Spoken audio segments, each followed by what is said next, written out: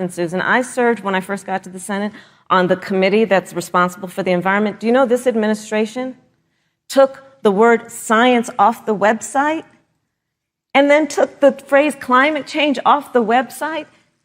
We have seen a pattern with this administration, which is they don't believe in science.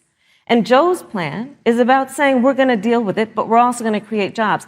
Donald Trump, when asked about the wildfires in California, and the question was, the science is telling us this, you know what Donald Trump said?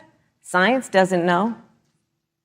So let's talk about who is prepared to lead our country over the course of the next 4 years on what is an existential threat to us as human beings. Joe is about saying we're going to invest that in renewable energy. It's going to be about the creation of millions of jobs. We will achieve net zero emissions by 2050, carbon neutral by 2035. Joe has a plan. This has been a lot of talk from the Trump administration, and really it has been to go backward instead of forward. We will also re-enter the climate agreement with pride. Senator Harris just said that climate change is an existential threat. Vice President Pence, do you believe that climate change poses an existential threat? As I said, Susan, the climate is changing. We'll follow the science. But once again, Senator Harris is denying the fact that they're going to raise taxes on every American. Joe Biden said twice in the debate last week that on day one he was going to repeal the Trump tax cuts.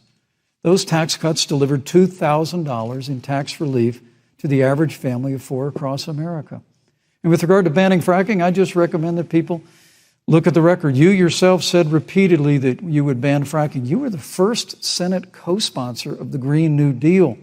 And while Joe Biden denied the Green New Deal, Susan, thank you for pointing out, the Green New Deal is on their campaign website. And as USA Today said, it's essentially the same plan as you co-sponsored with AOC when she submitted it in the Senate. And you just heard the senator say that she's going to resubmit America to the Paris Climate Accord. Look, the American people have always cherished our environment. We'll continue to cherish it. We've made great progress reducing CO2 emissions through American innovation and the development of natural gas through fracking. We don't need a massive $2 trillion Green New Deal that would impose all new mandates on American businesses and American families. Thank you. Joe Biden wants us to retrofit 4 million American business buildings. It makes no sense. It will cost jobs. President Trump is going to put America first. He's going to put jobs first, and we're going to take care of our environment and follow the science. Thank you, on the issue of jobs, Senator Harris, let's talk about that. The vice president earlier referred to, as part of what he thinks is an accomplishment, the president's trade war with China. You lost that trade war. You lost it. What ended up happening is because of a so-called trade war with China, America lost 300,000 manufacturing jobs. Farmers have experienced bankruptcy because of it. We are in a manufacturing recession because of it. And when we look at where this administration has been, there are estimates that by the end of the term of this administration, they will have lost more jobs than almost any other presidential administration. And the American people know what I'm talking about. You know, I think about 20-year-olds. We have a 20-year-old, a 20-something-year-old, who are coming out of high school and college right now, and you're wondering, is there going to be a job there for me?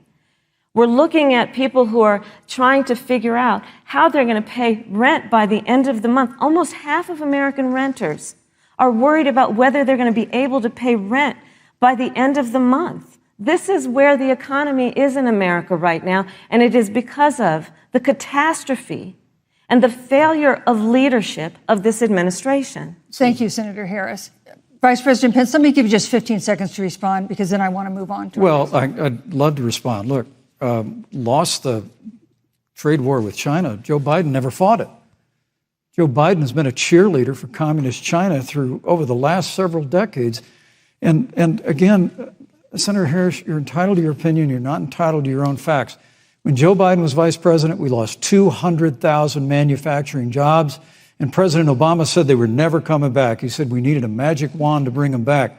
In our first 3 years after we cut taxes, rolled back regulation, unleashed American energy, This administration saw 500,000 Thank you, Vice manufacturing President jobs Pence. created. And that's exactly the kind of growth we're going to continue to see as we bring our nation through Thank you, Vice this President pandemic. Pence. But a Mr. Green New Thank you, Deal, your Vice massive President new Pence. mandates, your Paris Climate Accord, it's going to kill jobs this time, just like it killed jobs. I'd like Susan, to- I just need to respond very briefly. 15 please. seconds, and Thank then you. we'll move Thank on. you.